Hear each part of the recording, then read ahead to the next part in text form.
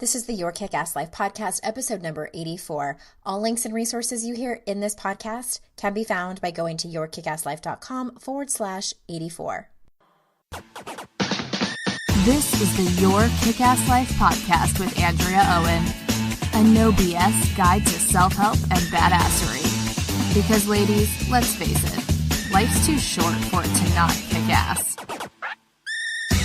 And here's your host, the girl who serves it up straight with a side of crazy, Andrea Owen. Hey there, lady ass kickers. I decided I'm going to start calling you lady ass kickers. I just feel like it sounds, I don't know, a little British, a little fancy. So, my lady ass kickers, I'm so glad you're here for another episode of the podcast. And I have a solo show for you today where I'm going to rant a little bit. And I just wanted to tell you, I have some exciting news coming up within the next, oh gosh, it's so hard to tell. It's been a year in the making. I have a new website coming, and it's been a long process. That's a boring story. You don't need to know the details of why it took so long, but it's finally coming, and I've got a new fancy gift that I'm going to be giving out to everyone that I'm very excited about. But my current ebook that has been that I've given away for free on my website, maybe you downloaded it when you first signed up, maybe you totally missed it, that's going to go away forever. So if you haven't already received it, if you go to yourkickasslife.com/free, you can get it there. If it says you are already subscribed to this list, if you shoot an email over to support@yourkickasslife.com, Emily can send that over to you so you can get it, because it's going to go away for free. And I think it's really amazing. It comes in audio format too. It's 21 tips and tools for a kick-ass life, no bullshit included. So if you don't have that already, head on over to yourkickasslife.com/free and grab it. So I think the new website will probably be done definitely by the end of February.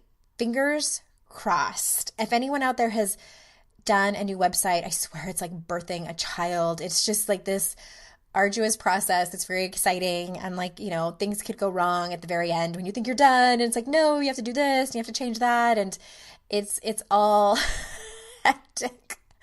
So it's coming soon. I'm very excited. So let's get on to the show. Without further ado, here is my rant.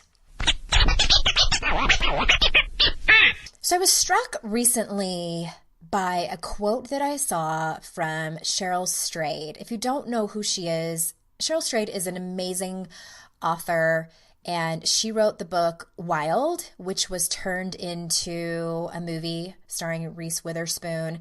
She's also written a book called Tiny Beautiful Things, Advice on Love and Life from Dear Sugar. She used to have an advice column, which she put into this book. And the quote goes like this. She says, "Nobody will protect you from your suffering.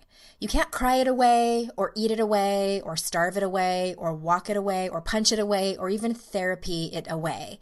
It's just there, and you have to survive it. You have to endure it. You have to live through it and love it and move on and be better for it and run as far as you can in the direction of your best and happiest dreams across the bridge that was built by your own desire to heal." Holy shit. Cheryl Strayed really, I read that and I was like somebody had kicked me in the face, and I was like, that is true and I need to write about that. So as a professional, as a helping professional, I've heard many times, been asked the question, how many sessions do I need with you? Or how long will it take me to get better? And to be honest, that's always a little bit of a red flag.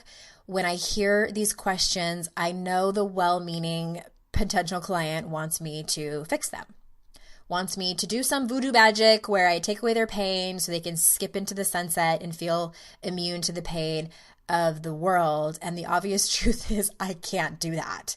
No one can. And who knows, maybe the helping profession, the industry of personal development is partially at fault for making people believe that this is an option. But I don't care how much you want happiness, how much you want success, how much you want a kick-ass life. You still have to walk through the suffering of your life. And you can take that knowledge and use it as an out to not look at it, to keep feeling ridiculously sorry for yourself, to blame everyone else for your suffering, to numb it all out so you don't feel it. And by saying all that, I know that from experience because I've done it. Or you can know that the suffering parts suck and you want the suffering to end, and you can know that it will pass. If you keep moving through it, if you talk to people you trust with your story, and try your damnedest to love yourself along the way, I promise you it will eventually pass. I was working in an office when I lived in San Diego, and I loved my job. I was working in an office when my husband left me for another woman. He started a family with her, and all the while I was going through my divorce with him. There were days when I would run to the bathroom several times during the day, to the farthest corner in the farthest stall, and I would put my face up against the cold tile in that stall and I would cry. I'd have screaming fights with him on the phone in the parking lot. I got served divorce papers at work in front of my coworkers. It all sucked so bad. I had the Winston Churchill quote pinned to my wall at my desk that said, "If you're going through hell, keep going." And every day I would wake up, and in those first half lucid moments when you're waking up, I would feel that dread that this was actually happening in my life, that it was my reality and it wasn't a dream. Every step was difficult. Every hour was painful. And I drank, shopped, starved myself, distracted myself with men through the whole ordeal. And when it came crashing down, when all of those things didn't work to save me from the pain, I had to look at it and I had to face it. And I won't lie, it was horrible. And I asked my therapist, I sat in her office and I said, "How long will it take me to get over this? Because I want to start now." And she said, "I don't know. No one knows." And with one foot in front of the other, I essentially did what Cheryl Strayed said in that quote. I endured it and lived through it and moved on. And now, almost 10 years later, it'll be 10 years on February 13th when the whole ordeal started. I am better for it. And I built that bridge on my own desire to heal because I was so fucking tired of looking to someone else or something else to save me. Only I could. And only you can save yourself and heal yourself from your pain. What helps is not numbing it all away. What I have found to be true is that it never goes away. Damn it, it's true. And when you stop numbing, you kind of have to start from the beginning of the pain.